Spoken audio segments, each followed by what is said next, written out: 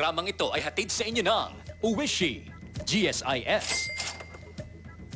Isang magandang morning sa mga suki natin here and abroad. It's the 1st of September at alam nyo naman, pag Berna dito sa Pilipinas, abay isa lang ang ibig sabihin yan, malapit na ang Christmas. Kaya naman, espesyal po ang Berna programang inihanda namin para sa inyo ngayong umaga. Dito lamang po sa Kabuhayang Swak na Swak. Tampok ngayong Sabado ang patok na negosyong fruitcake, cookies at iba pang pamaskong treats. Epektibong pangontra sa cancer at ang negosyong kaakibat nito. Matuto ng pandagdag kita sa hit na negosyong liquid talc powder.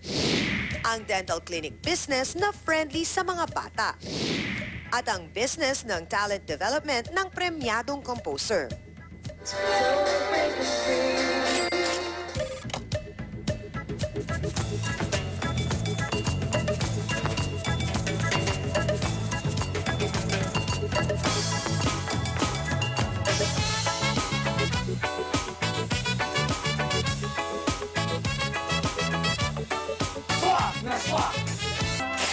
Naku mga suki, parang nagutom yata ako doon ha. Ito po ang susunod pang Berna negosyo para sa inyo. In sa market ngayon, lalo na para dun sa may mga allergy at asthma, itong susunod na negosyo na pwedeng maging dagdag kita para sa inyo, ang liquid talc powder.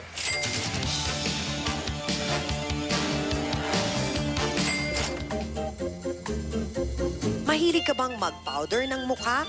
Pero sa tuwing magpupulbo ka, nahahatsing ka naman. Yak! Turn off ka ba?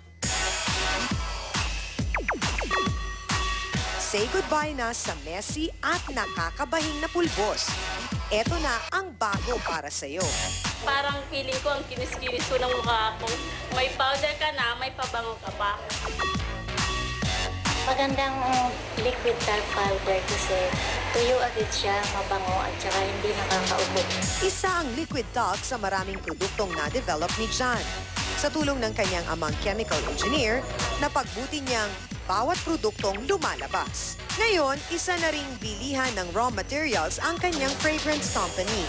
Major supplier din ito ng pabango at ibang personal care products dito sa ating bansa at sa ibang parte ng mundo.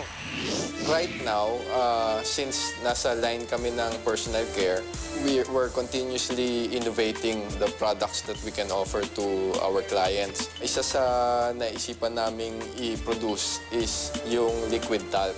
It's actually a moisturizing product na kaya siya tinawag na liquid talc. Pang alternative to sa the regular talcum powder that we use. Basically, this was produced for babies to prevent asthma dahil dun sa dust nung talcum powder. Nakaka-moisturize na siya ng skin and at the same time, hindi siya messy. Pag natuyo pa siya, magkakaroon ng parang powder coating yung skin natin. Sir, hindi naman kaya nakakatakot ito para sa mga sensitive ang skin? Makaka-assure kayo na the raw materials or the ingredients that we use are of yung mga natural, kung hindi man yung safe for use sa produkto. Tinetest muna namin yan. We have license to manufacture from BFAD. Ayun! Safe at pwede pang gawin kahit sa bahay lang. Paguluin lamang ang mga sumusunod. Tritanolamin Purify, water at preservative.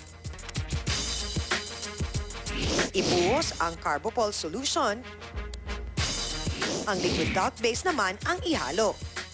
Tsaka idagdag ang goat's milk, polydecine, shea butter, tapioca starch at fragrance oil. 2 drops of colorant para magkakulay. Ilagay sa anumang botelya at lagyan ng label. Presto! Ito na ang liquid talc na pwede mong inegosyo. Dun sa 40 pesos, pwede nyo siya ibenta ng times 2 or 100% yung kita ninyo. Or pwede pa ngang more than 100 pesos dahil kakaiba tong produktong to. At kung click ngayon ang liquid foundation, tsak na potential hit din ang liquid face powder.